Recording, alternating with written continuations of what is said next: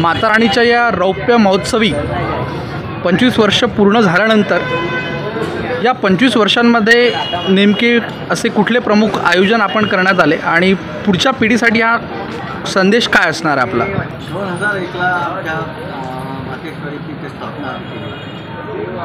सहज आम्हाला असं वाटलं की समाजासाठी आपण काहीतरी कार्य करावं. त्यासाठी एक माध्यम आवश्यक असते आणि ते म्हणजे धार्मिक माध्यम. त्या धार्मिक माध्यमातून सगळे लोक एकत्र येतात.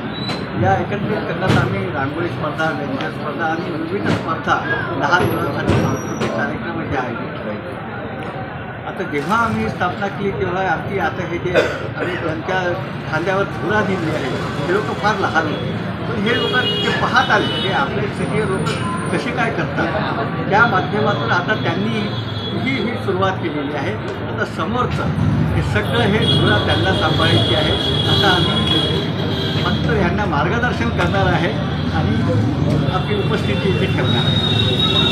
श्रीराम दरबारच्या मातेश्वरीचं जे स्थापना आपण केली, या स्थापनेमागचा मूळ उद्देश काय होता आपला?